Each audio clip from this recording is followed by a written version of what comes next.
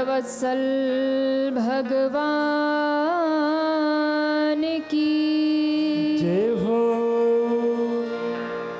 ओम मंगल मूर्तये नमः।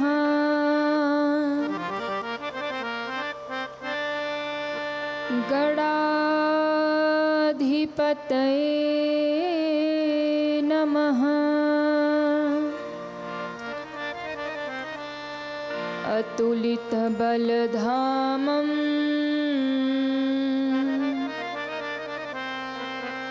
हेमशैलाभदेहं द्वनुजवन कृशानुं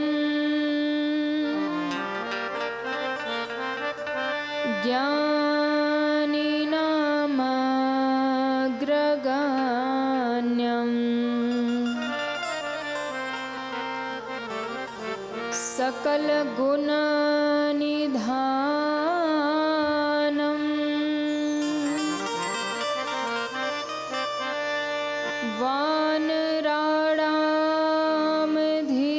वानराणामधीशं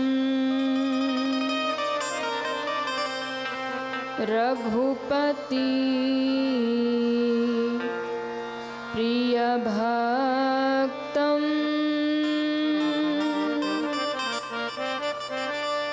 वातजातं नमामि।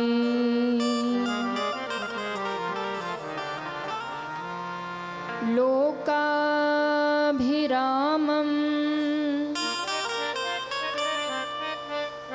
रणरङ्गधीरं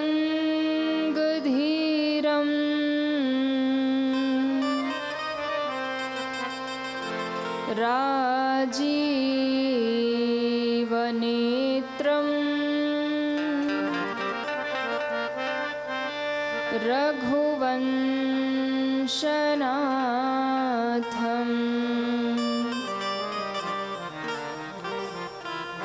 कारुण्यरूपं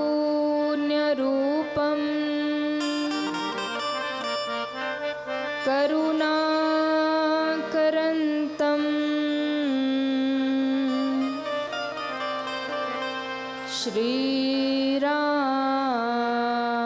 श्रीरामचन्द्रं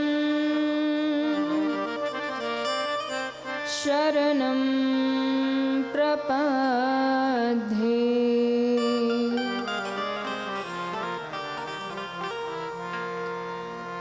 जय जय श्री राधारमण,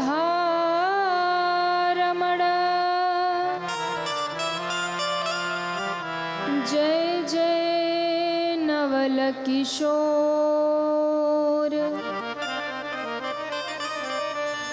जय गोपी चित चोर प्रभु, जय जय माखन चोर, जय गोपी चित चोर प्रभु, जय जय माखन चोर। कृष्णाय वासुदेवाय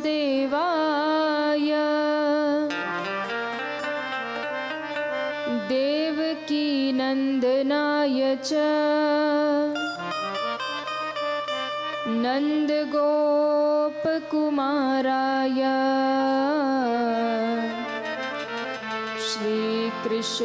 श्रीकृष्णाय वयं नुमः। श्रीकृष्णाय वयं नुमः। आइए हनुमंत विराजिए,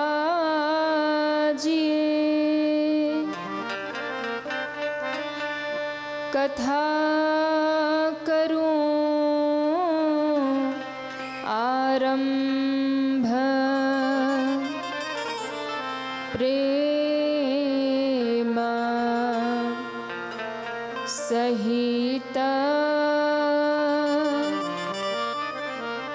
गादी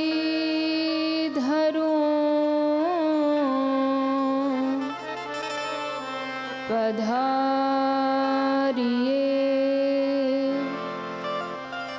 वीर हनुमंत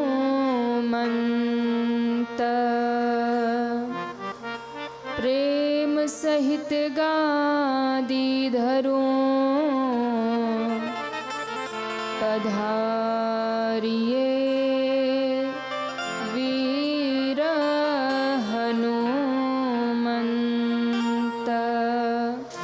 प्रेम से बोलिए श्री राघवेंद्र सरकार की जय हो। वृंदावन बिहारी लाल की जय हो। भागवत महापुराण की जय हो। श्री व्यास जी महाराज की जय हो। सुखदेव भगवान की जय हो।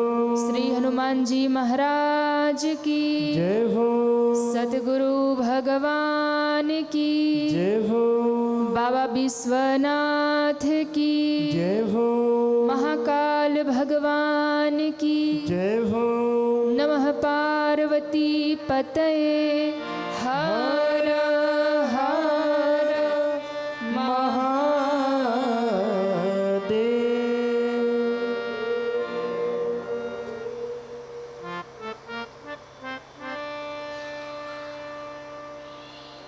परम मंगलमय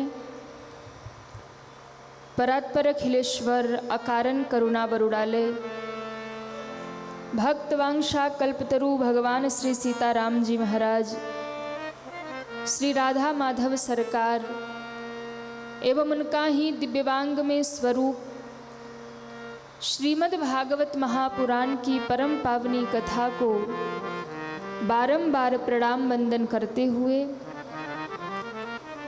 परम अनंत संत वीर बलवंत भक्त शिरोमणि श्री हनुमान जी महाराज के पावन चरणों में बारंबार प्रणाम वंदन करते हुए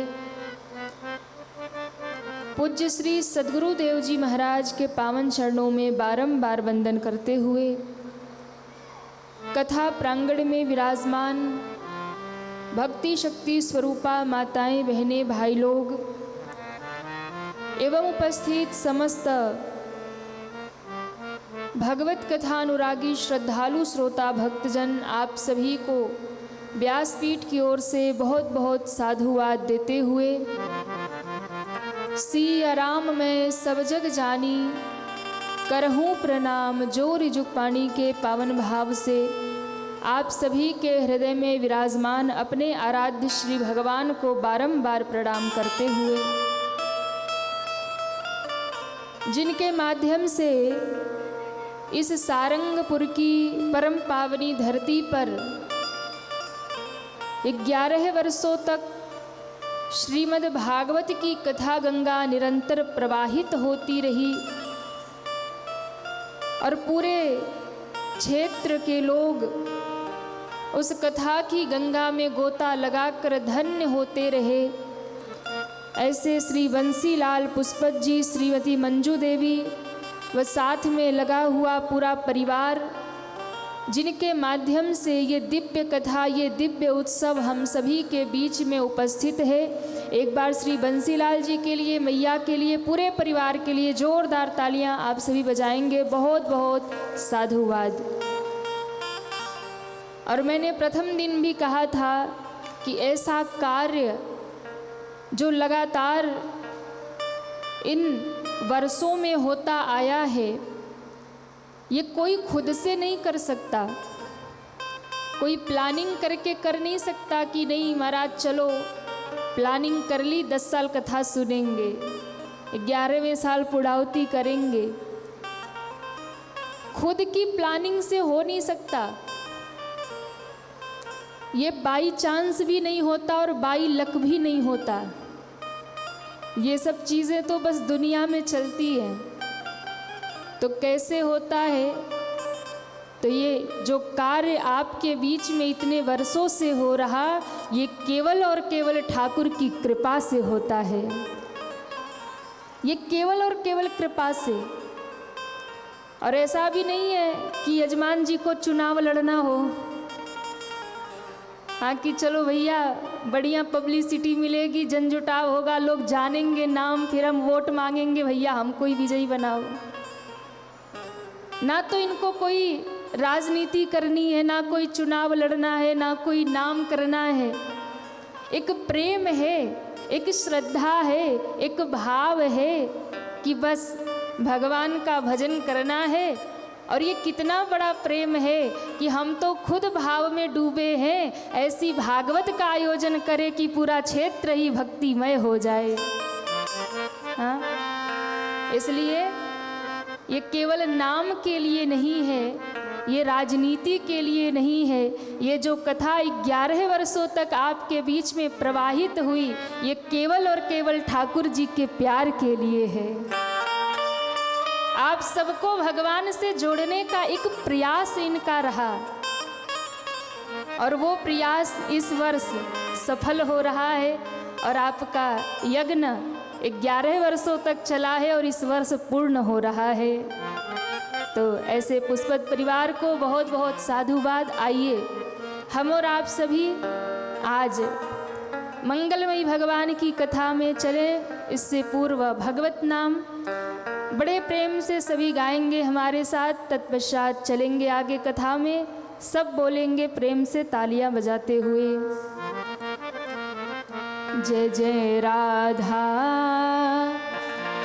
रमण हरि बोल रे, जय जय राधा रमण हरि बोल रे, जय जय राधा रमण हरि बोल रे, जय जय राधा रमण हरि बोल रे, जय जय राधा रमण हरि बोल रे, जय जय राधा रमण हरि बोल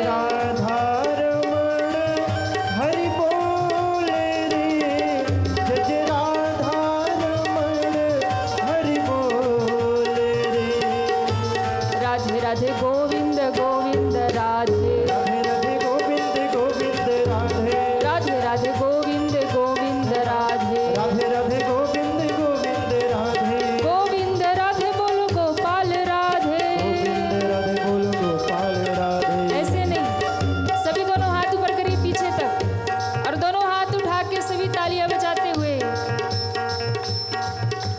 गोविंद राधे बोलो गोपाल राधे गोविंद राधे बोलो गोपाल राधे गोविंद राधे बोलो गोपाल राधे गोविंद राधे बोलो गोपाल राधे गोविंद राधे बोलो गोपाल राधे गोविंद राधे बोलो गोपाल राधे गोविंद राधे बोलो गोपाल राधे गोविंद राधे बोलो गोपाल राधे।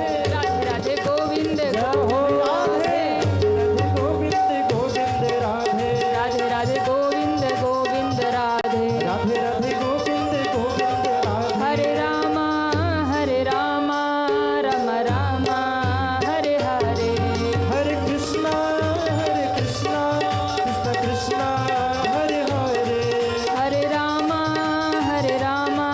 राम रामा हरे हरे हरे कृष्णा कृष्ण कृष्ण हरे हरे। एक बार सभी पीछे तक दोनों हाथ ऊपर करें पूरे पूरे और दोनों हाथ उठा के तालियां बजाते हुए हरे राम राम राम हरे हरे हरे कृष्णा कृष्ण कृष्ण हरे हरे हरे राम राम राम हरे हरे हरे कृष्णा कृष्ण कृष्ण हरे हरे हरे कृष्णा कृष्ण हरे हरे राम राम हरे हरे राम हरे हरे कृष्ण कृष्ण हरे हरे राम हरे हरे कृष्ण कृष्ण हरे हरे। बोलिए श्री राघवेंद्र सरकार की जय हो श्री बालकृष्ण भगवान की जय हो जय जय श्री राधे। राधे जिनके भी हाथ नीचे वही रह गए नरक में, इसलिए दोनों हाथ उठा के भाव से कहिए जय जय श्री राधे जय जय श्री राधे श्याम।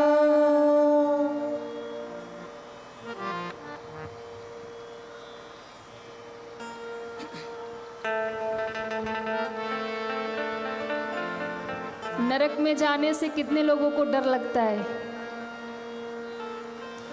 अरे हाथ तो उठाओ। अभी तो डर से तो सबने हाथ उठा लिया था।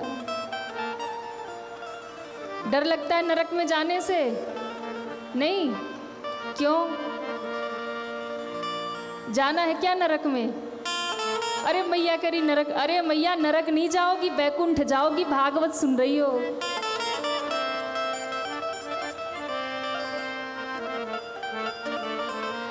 अच्छा देखो, भजन क्यों करते हैं हम? नरक में न जाना पड़े। नरक के ही तो डर से हम भगवान को भी याद कर लेते हैं। नरक के ही डर से हम भक्ति कर लेते हैं, भागवत में सुन लेते, जाके भागवत में आ जाते। क्यों? बोले भैया नहीं गए, नहीं सुने, नहीं भजन करेंगे तो फिर तो वहाँ नरक में जाएंगे और तेल की कढ़ाई में जैसे पकौड़ी तली जाती वैसे हम तले जाएंगे। नरक का भय जीव को होता है और कई लोग तो जानबूझकर पाप करते हैं और जानबूझकर भी पाप करेंगे और कहेंगे महाराज कौन देखता है स्वर्ग नरक कहाँ है। पहले तो जो सामने दिख रहा है उसको भोग ले। भले ही पाप करके सुख मिल रहा हो उसी में सुख ले ले, आनंद ले ले, बाद में जो होगा देखा जाएगा। फिर ऐसे जीव की गति बहुत भयावह होती है। वैसे अपराध और पाप तो हम सबसे बन ही जाता है, क्योंकि हम संसारी जीव हैं, संसार में रहते हैं। लेकिन कभी भी सोच समझ करके कोई पाप नहीं करना चाहिए। कभी भी जानबूझ करके कोई पाप नहीं करना चाहिए। वैसे तो पाप प्रयास करिए कि अनजाने में भी ना हो, क्योंकि किया गया कर्म लौट कर आता जरूर है। इस जन्म में नहीं मिलेगा तो अगले जन्म में मिलेगा। और बड़े बड़े महात्माओं को भी कर्म का दंड मिला। पिता में भीष्म जैसे को भी, जो स्वयं गंगा पुत्र पिता में भीष्म कितने बड़े भगवान के भक्त थे, लेकिन बाणों की सैया मिली कि नहीं मिली? हाया ना मिली थी। पिता में भीष्म ने कहा कि प्रभु,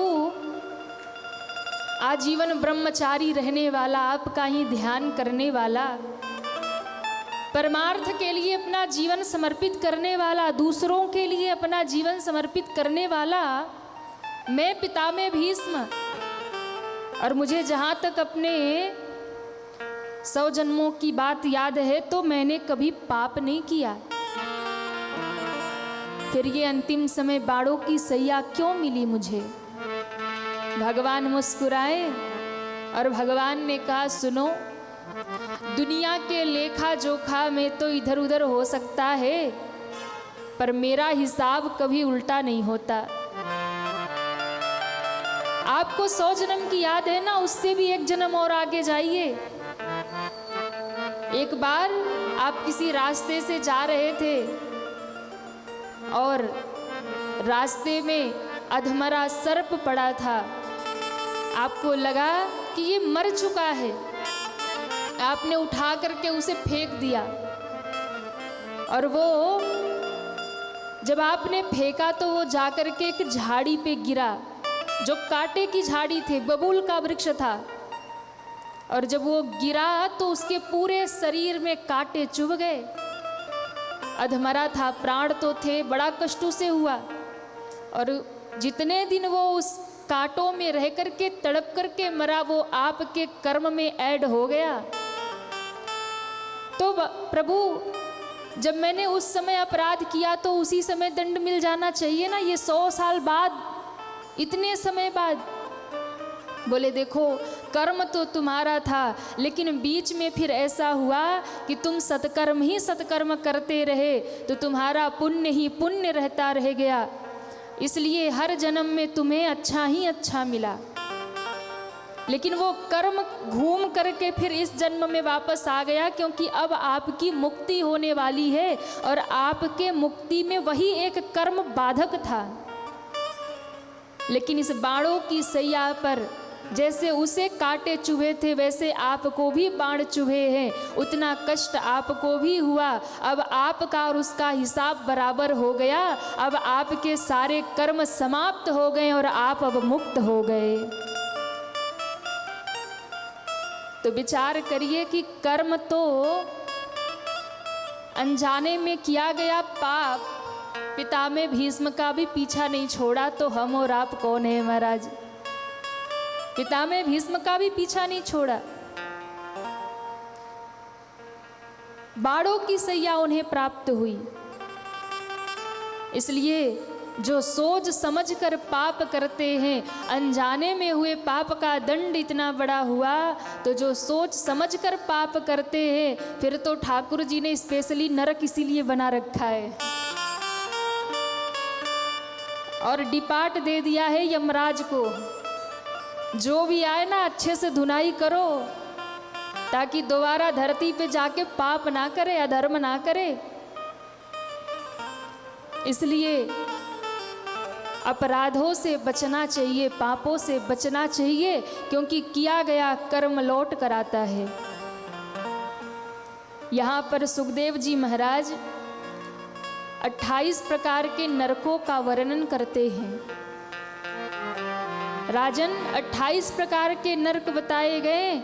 जो भी व्यक्ति पाप करता है, अधर्म करता है, कभी भगवान का नाम नहीं लेता, वो इन नरकों में जाता है। तो महाराज कई बार तो अनजाने में पाप होते हैं, तो क्या फिर भी नरक जाना पड़ेगा? बोले यदि अपराध किया है तो दंड तो मिलेगा। तो महाराज संसार में हम गृहस्थी लोग हैं, घर का काम धंधा करते हैं, खेती बाड़ी करते हैं, बहुत सारे जीव जंतुओं हमारे आसपास होते हैं, नष्ट हो जाते हैं, उसका भी पाप लगता है। बोले उसका भी पाप लगता है।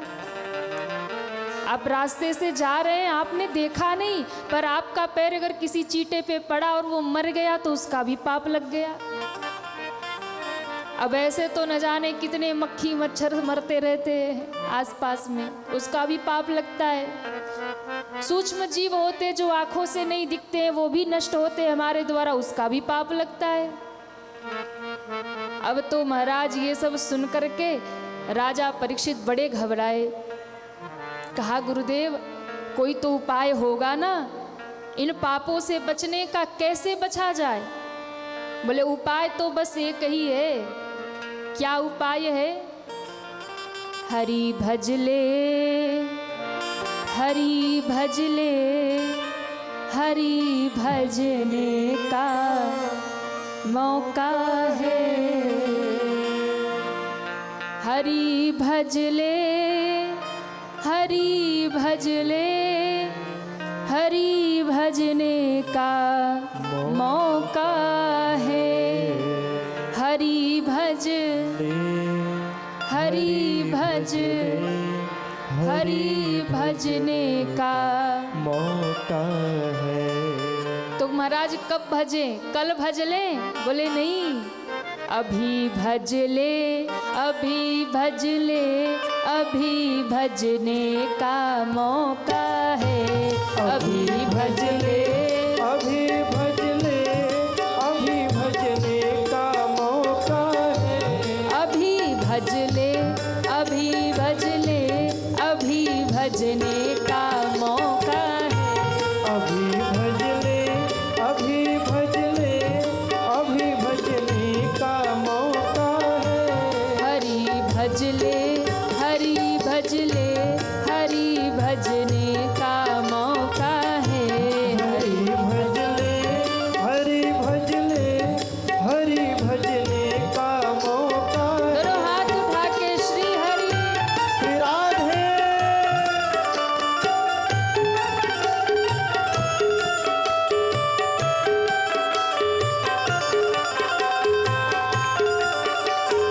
जय हो।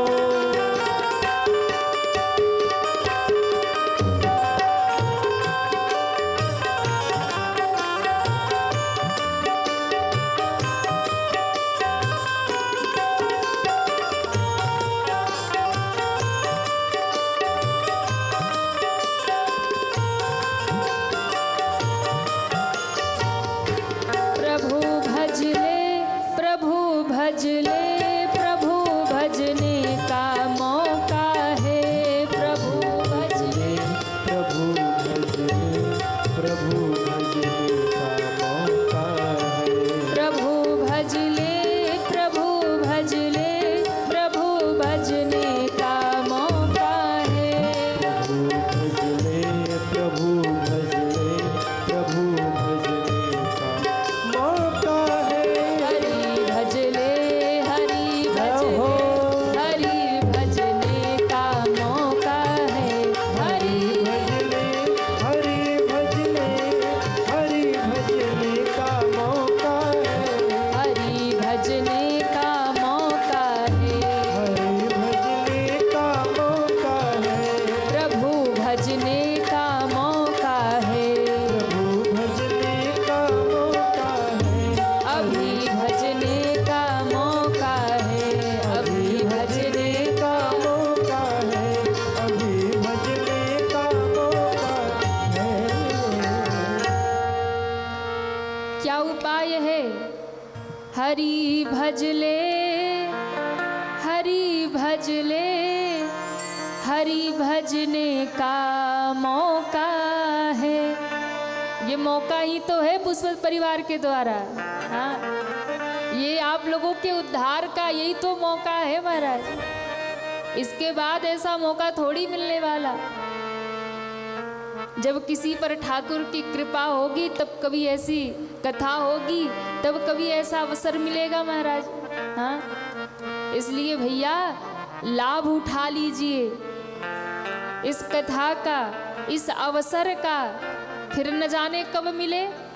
इसलिए कल की बात मत सोचिए।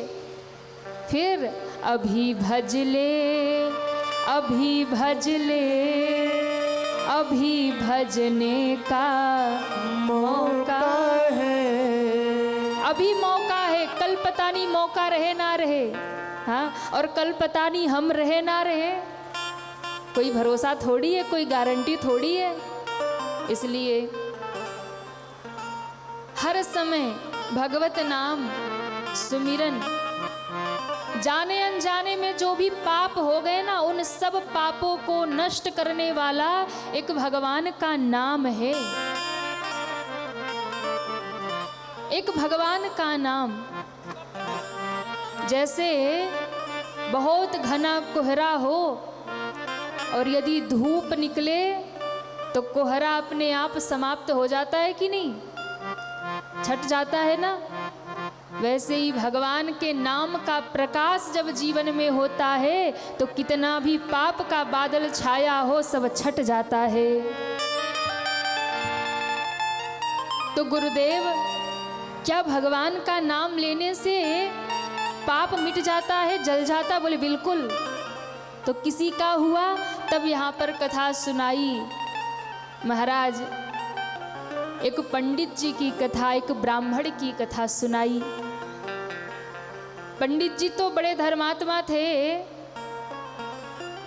लेकिन महाराज कितना भी धार्मिक व्यक्ति हो, यदि कुसंग मिलता है या यदि वो अपनी इंद्रियों के हिसाब से अपने आप को चलाने लगता है तो वो जरूर ही नष्ट हो जाता है। इसलिए इंद्रियों पर कंट्रोल करना चाहिए। क्या सुनना है, क्या देखना है, क्या बोलना है, क्या खाना है, इस पे सदैव कंट्रोल होना चाहिए। पंडित जी धार्मिक तो थे, धर्मात्मा थे, बाल गोपाल थे, धर्मपत्नी थी, बड़े प्रेम से जीवन चल रहा था। लेकिन एक दिन दृष्टि पड़ गई एक गड़िका पर, एक वेश्या पर, बड़ी सुंदर थी।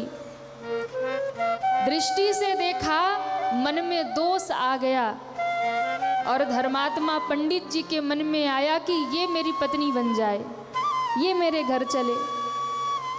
पंडित जी ने शर्त रखा, हमारे घर चलोगी? बोले ठीक है चलेंगे।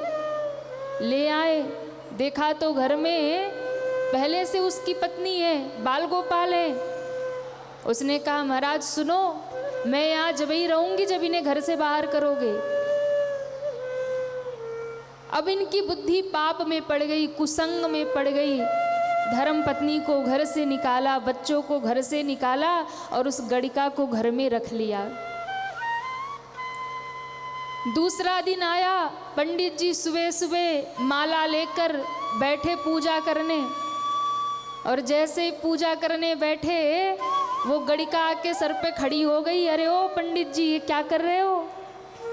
बोले नित्य का नियम कर रहा हूँ, पूजा कर रहा हूँ। बोले पूजा पाठ करना था तो हमको क्यों लेके आए? जाइए कहीं से धन इकट्ठा करके लाइए, हमारा गुजारा ऐसे थोड़ी होगा, हमें बहुत सारा धन चाहिए। महाराज माला छूट गई, पूजा छूट गई, भगवान की सेवा छूट गई। उस गड़िका की इच्छा पूर्ति के लिए ये यहाँ वहाँ चोरी करने लगे और धीरे धीरे उसकी डिमांड बढ़ती गई। और ये जो एक भोले भाले पंडित जी थे, ये एक बहुत बड़े खतरनाक डाकू बन गए। और इतने भयंकर डाकू बने कि दिन में भी किसी गली से निकल जाए ना, माथे पर काली पट्टी बांधे, हाथ में नंगी तलवार लिए, लोग द्वार बंद कर ले, खिड़कियां बंद कर ले, भगदड़ हो जाए, डाकू अजामिल आ रहा, डाकू अजामिल आ रहा, लूट लाते लोगों के घरों को। और इस प्रकार से समय बीतता गया, समय बीतता गया। और समय जब बीतता गया, एक समय ऐसा आया कि उसी गांव में कुछ महात्मा आए। अयोध्या से वृंदावन जा रहे थे, रास्ते में उस डाकू अजामिल का गांव पड़ा। कन्नौज में रुक गए, शाम हो रही थी। गुरुजी ने कहा, बेटा आज इसी गांव में विश्राम करते हैं, किसी धर्मात्मा का घर ढूंढ लो गांव में, उसी के घर चलते हैं। चौराहे पे कुछ लोग खड़े थे। महात्माओं ने जाके कहा, भैया आपके गांव में कोई भगत है क्या, कोई धर्मात्मा है क्या? अब जो लोग चौराहे पे खड़े थे उनको थोड़ी मस्ती आई, उनको लगा कि थोड़ी उल्टी बुद्धि के रहे होंगे, ये बाबा जी लोग आए चिमटा उमटा लेके, ऐसे का घर बताएंगे ना जीवन भर याद रखेंगे। बोले महात्माओं को कहते, सुनो इस गांव में और तो कोई धर्मात्मा नहीं है, एक ही धर्मात्मा है जिसका नाम है अजामिल, उसी के घर चले जाओ। अब कई लोगों का स्वभाव होता है दूसरों को दुख दे करके उनको आनंद मिलता है। इनको लगा पहुंचेंगे महात्मा तब पता चलेगा। बोले सबसे बड़ा धर्मात्मा वही है, उसके घर जाओ। अब पंडित जी लोगों को, महात्माओं को क्या पता। महात्मा पहुंच गए डाकू अजामिल के घर। द्वार पे आवाज लगाते, हम महात्मा कुछ भिक्षा मांगने आए हैं, क्या महाराज अजामिल घर पे हैं? अब भीतर गड़िका थी, उसने आवाज सुनी, गड़िका दौड़ के आई, देखा तो साधु महात्मा खड़े। अरे महाराज आप यहाँ कैसे आ गए?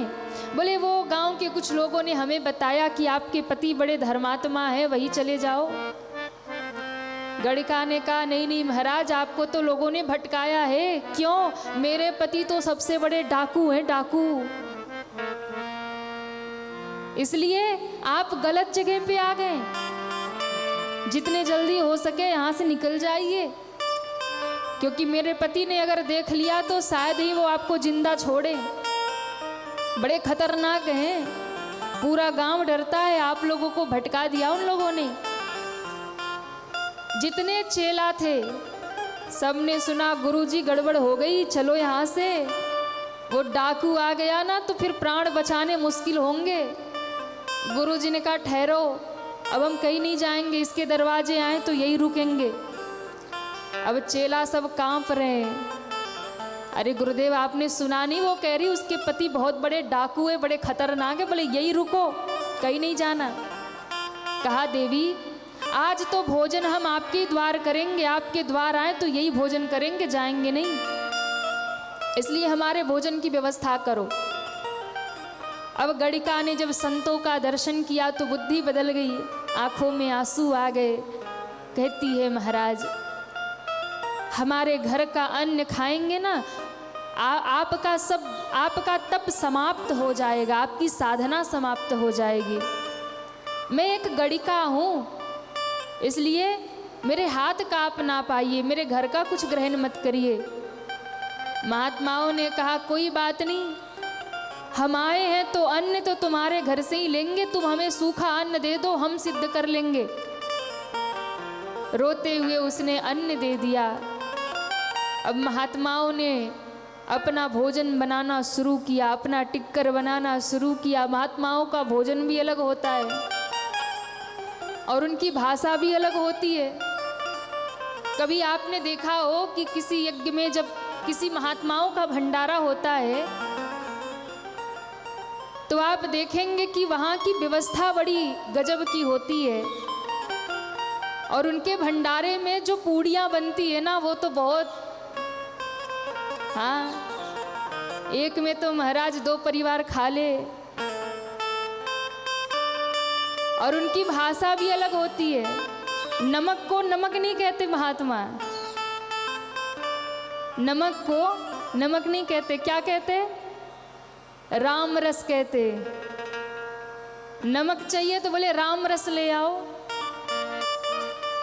और तो और मिर्च चाहिए तो मिर्च नहीं बोलेंगे, मिर्च का नाम रखा है लंका।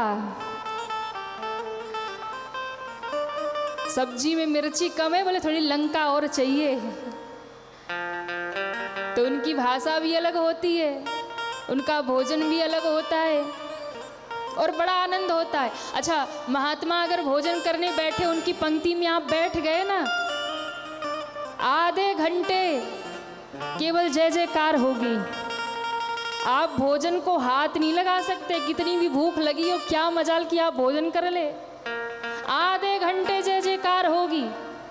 जगन्नाथ भगवान की, महाकाल भगवान की, विश्वनाथ भगवान की, वृंदावन बिहारी लाल की, श्री हनुमान जी महाराज की जयकारे होंगे।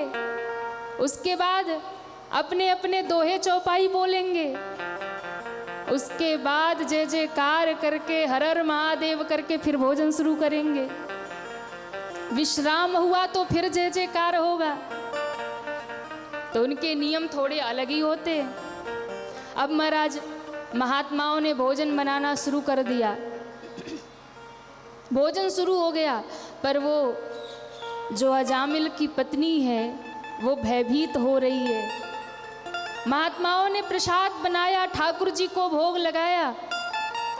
शाम हो गई, धीरे धीरे रात बढ़ने लगी और जैसे ही महाराज भोग लगाया, सबने भोग पाया और भोग पाने के बाद महात्माओं ने कहा अब करेंगे कीर्तन। क्या करेंगे? गड़िका तो डर गई, महाराज अब बस करिए, प्रसाद हो गया, अब निकलिए, मेरे पति के आने का समय हो रहा, आप कीर्तन करेंगे वो क्रोधित हो जाएंगे। सारे चेला कप रहे, महाराज चलो यहाँ से। गुरुजी ने कहा आज यही बैठेंगे। क्यों? धर्मात्मा के घर तो सब जाते हैं, जो भगवान के भक्त हैं उनके घर तो सब जाते हैं, पर सच्चा साधु वही है जो किसी दुष्ट के भी घर जाए और उसे भी भगत बना दे महाराज। हाँ, उसका भी उद्धार कर दे। और मैंने इसके घर का अन्न पा लिया है, तो अब मेरा ये दायित्व बनता है, मेरी साधुता इसी में है कि मैं इसका कल्याण करके जाऊं, मैं इसका उद्धार करके जाऊं। ये मेरा दायित्व है, मैंने इसका अन्न पा लिया और इसके उद्धार का भी अब मैं ही इंतजाम करूंगा। कैसे इसका कल्याण होगा? इतना बड़ा डाकू है।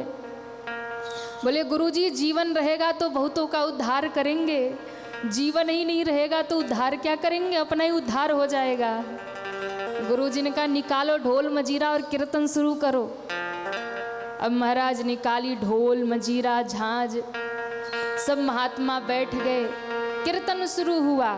श्रीमन्नारायण नारायण नारायण, श्रीमन्नारायण नारायण नारायण, श्रीमन्नारायण नारायण नारायण, श्रीमन्नारायण नारायण नारायण,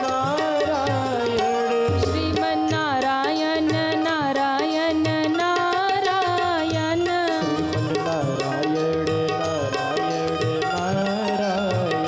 श्रीमन्नारायण नारायण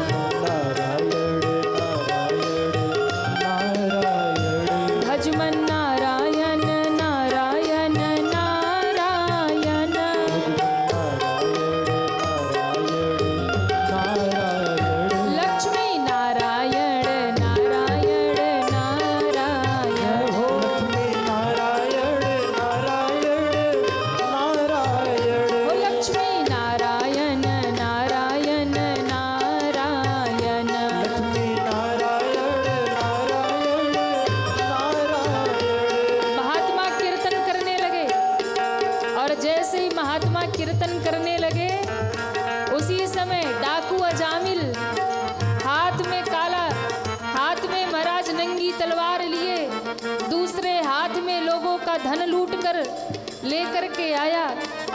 और जैसे ही आया तो देखा दरवाजे पे महात्मा बैठे। कोई नाच रहा है, कोई गा रहा है, कोई नृत्य कर रहा, कोई ताली बजा रहा, कोई खरताल बजा रहा, कोई झाल बजा रहा। लक्ष्मी नारायण नारायण नारायण,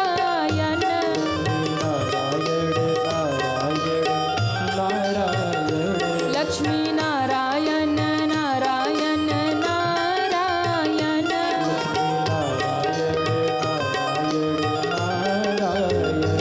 भजमन नारायण नारायण नारायण, भजमन नारायण नारायण नारायण, भजमन नारायण नारायण नारायण, भजमन नारायण नारायण नारायण, श्रीमन नारायण नारायण नारायण, श्रीमन नारायण नारायण नारायण, भजमन नारायण नारायण नारायण। बोल लक्ष्मी नारायण भगवान की। जय हो। अब महाराज जैसे ही अजामिल ने देखा क्रोध में भर के चिल्लाया, बंद करो। सारे महात्मा चुप हो गए। कीर्तन बंद हुआ तो वो दौड़ कर आई अजामिल की पत्नी। उसने कहा, अरे इन महात्माओं की इतनी हिम्मत, ये मेरे दरवाजे आके भजन गा रहे हैं, किसने बुलाया इनको? पत्नी ने कहा, महाराज तनिक शांत हो जाइए, आइए घर में जरा जलोल पीजिए, बता रहे हैं। अरे नहीं नहीं, बताओ किसने बुलाया? अब देखो वो था भले ही डाकू ही, पर पत्नी से बड़ा डरता था। घरवाली के सामने जाए ना तो बोलती बंद हो जाए। डाकू तो था, सब उससे डरते थे, पर वो अपनी पत्नी से डरता था। उसने कहा, महाराज बताते हैं, थोड़ा जलोल पी लो, बैठो शांति से बैठो। बोले नहीं नहीं, बताओ किसने बुलाया? बोले किसी ने नहीं बुलाया, वो आ गए थे। फिर आप क्रोधित क्यों होते हैं? बाहर ही तो बैठे, सुबह चले जाएंगे। अच्छा ठीक है। सुबह हो गई। सुबह हुई तो महात्मा जाने की तैयारी कर रहे। जब महात्मा जाने की तैयारी करने लगे तो डाकू अजामिल वही बैठा था। महात्माओं ने आकर के कहा, महाराज हम आपके घर में रात्रि विश्राम किए रुके रहे और हमने आपके घर का भोजन भी किया। अब हम जब आप गृहस्थ हैं और संत द्वार पे आते हैं तो उन्हें खाली हाथ विदा नहीं करते। कुछ तो दक्षिणा देनी पड़ेगी, कुछ दक्षिणा दे दो। जैसे ही दक्षिणा का नाम लिया, इसको फिर गुस्सा आ गया। अरे ओ बाबा, हमसे दक्षिणा मांग रहे हो? अरे ये तुम्हारा कमंडल आसन यही बच गया है ना, इसको ही दक्षिणा समझो और निकलो यहाँ से। पत्नी ने फिर आंख दिखाई। अरे महाराज चुप तो रहो, सुनो तो क्या मांग रहे हैं। बोले सुनो, हमें तुम्हारा धन नहीं चाहिए, हमें तुम्हारे घर से कोई पैसा कोई धन नहीं चाहिए। तो क्या चाहिए? बोले बस इतना चाहिए कि आपकी पत्नी गर्भवती है, बालक होने वाला है, बस हमारे कहने से इतना करिएगा कि जब बालक होगा तो उसका नाम नारायण रख दीजिएगा। क्या नाम रखने बोला? अरे जोर से कहिए, नारायण। उसने कहा कि बेटा हमारा नाम तुम रखोगे? महाराज हम तो अपने मन से चिंकू पिंकू टिंकू जो समझ में आए रखेंगे, आपके कहने से थोड़ी रख लेंगे। पत्नी ने कहा, अरे महाराज जितने बच्चे हुए सबके नाम तो हमने ही रखे ना, एक के नाम महात्मा के कहने से रख लेंगे, क्या हो जाएगा, उनका भी मन रह जाएगा। बोले ठीक है जाओ तुम लोग, हम रख लेंगे नाम। महात्मा खुश हो गए और इस बात का भरोसा था कि ये भले भूल जाए पर इसकी पत्नी याद रखेगी, ये जरूर नाम रख देगी। महात्मा जैसे ही निकले, चेलाओं ने कहा, गुरुजी आप क्या करते, हमें समझ में नहीं आता, इससे क्या हो जाएगा। गुरुजी ने कहा, बेटा मैंने अपना काम कर दिया। अरे अपने बेटे का नाम वो नारायण रखेगा, उसी बहाने भगवान का नाम लेगा, उतने में ही उसका कल्याण हो जाएगा। मैंने अपना काम कर दिया। और महाराज, महात्मा जो होते हैं ना, उनका एक एक कर्म, उनका जीवन केवल और केवल जगत कल्याण के लिए ही समर्पित होता है। महात्माओं का जीवन कभी अपने लिए नहीं होता। संत और सैनिक, ये दो ऐसे होते हैं जिनका जीवन संसार के लिए होता है। इसलिए संत और सैनिक, इन दो का सदैव सम्मान करना चाहिए। संत कहीं दिखे या सैनिक, हमारे देश के सेना के जवान कहीं दिखे, इन दोनों का धन्यवाद करना चाहिए, इन दोनों का आदर करना चाहिए। क्यों? क्योंकि सैनिक है तो देश सुरक्षित है, और संत है तो धर्म सुरक्षित है। संत का जीवन धर्म के लिए समर्पित होता है, जन कल्याण के लिए समर्पित होता है, और सैनिक का जीवन राष्ट्र की रक्षा के लिए समर्पित होता है। इसलिए संत और सैनिक का कभी अपमान नहीं करना चाहिए। पर कुछ लोग ऐसे भी होते हैं जो इनका भी अपमान करते हैं। और सबसे बड़ी बात, अपने लिए दुनिया में सब जीते हैं, अपने लिए दुनिया में सब जीते हैं, लेकिन एक संत और सैनिक ही होते हैं जो अपने लिए नहीं जीते, जो दूसरों के लिए जिया करते हैं। और ये हमारा भारत स्वार्थियों का देश नहीं है, ये भारत परमार्थियों का देश है। और यहाँ जो परमार्थी होता है उसकी पूजा होती है। जो परमार्थ के लिए अपना जीवन समर्पित करता है, जो संसार के लिए अपना जीवन, समाज के लिए अपने आप को समर्पित करता है, वो पूजा जाता है, वो पूजनीय होता है। यहाँ स्वार्थियों की पूजा नहीं होती, यहाँ परमार्थियों की पूजा होती है। और दूसरी बात, भारत में चित्र नहीं पूजे जाते, यहाँ तो केवल और केवल चरित्र पूजा जाता है। चित्र नहीं पूजे जाते, यहाँ चरित्र पूजा जाता है। चित्र कितना भी सुंदर हो, उसकी पूजा नहीं होती।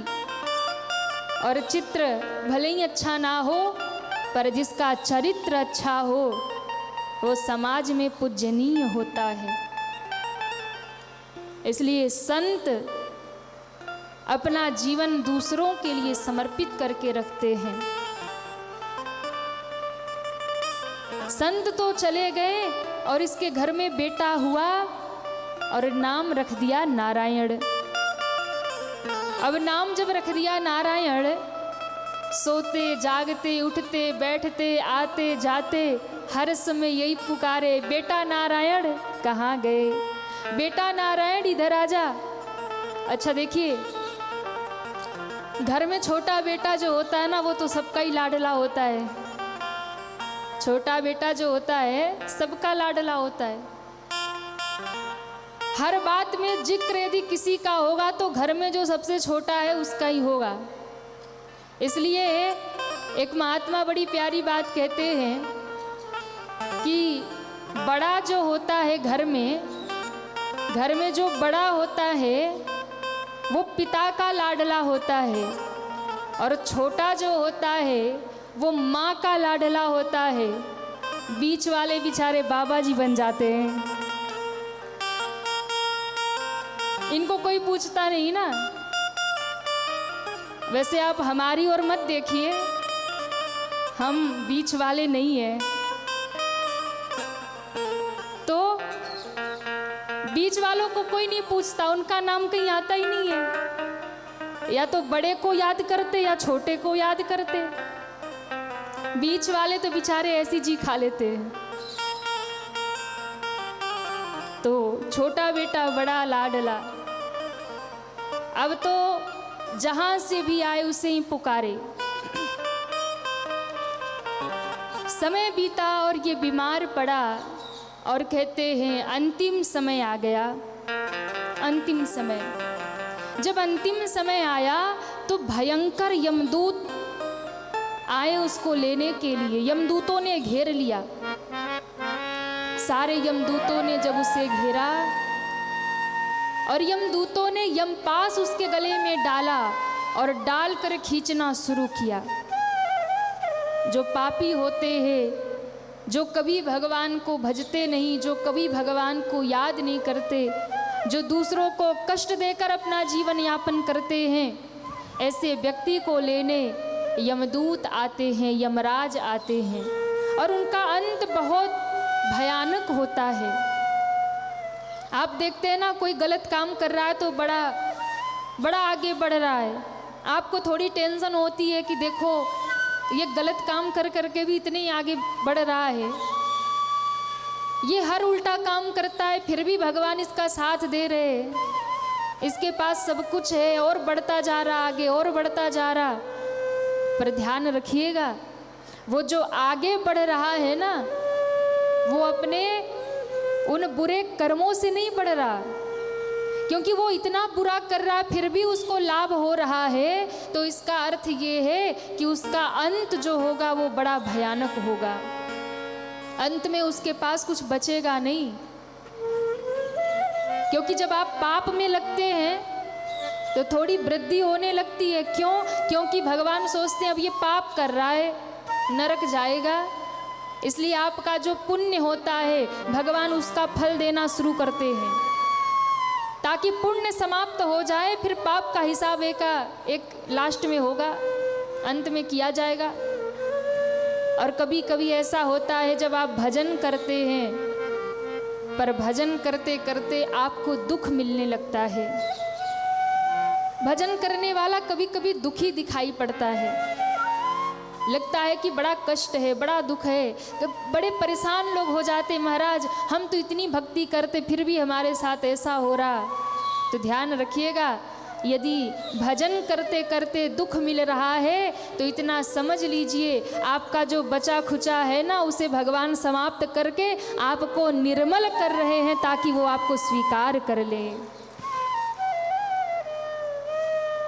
आपको वो निर्मल कर रहे हैं, स्वच्छ कर रहे हैं। क्यों? आपका थोड़ा बहुत जो प्रारब्ध था वो दुख देकर पहले उसे समाप्त कर रहे, ताकि आप एकदम निर्मल हो जाइए।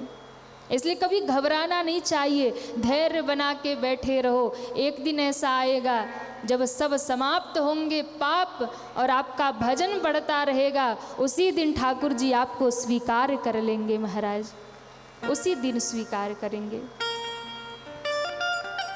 इसलिए कोई अधर्म पाप करे, आप उसका अंत देखना, बहुत भयानक होता है, क्योंकि वो कहीं जाता नहीं है। एक दिन ऐसा आएगा ना जब उसको कहीं पानी भी नहीं मिलेगा, एक दिन ऐसा आएगा जब उसे कहीं धरती भी नहीं मिलेगी महाराज। एक बड़ी प्यारी बात किसी ने कही है कि उसके अदालत की वकालत बड़ी प्यारी है, उसके अदालत की वकालत बड़ी प्यारी है। शांत रहिए, कर्म करते रहिए, मुकदमा वहाँ जारी है। हम सबका मुकदमा वहाँ जारी है, बस कर्म करते जाइए महाराज, हिसाब तो इकट्ठे होगा। यमदूत आए, यमपास गले में जब पड़ा और उसे कष्ट हुआ तो स्वभाव उसका जैसा था, सहज स्वभाव से उसने चिल्लाया। किसको? अपने बेटे को। बेटा बाहर खेल रहा और ये चिल्लाया, बेटा नारायण मुझे बचाओ, बेटा नारायण मुझे बचाओ। अब जैसे ही चिल्लाया, बेटा तो आया नहीं, बैकुंठ वाले नारायण तक आवाज पहुंच गई और वहां से भगवान के पार्षद प्रकट हो गए महाराज। भगवान के पार्षद, उन्होंने यमदूतों को धक्का दे के हटा दिया, बोले हटो।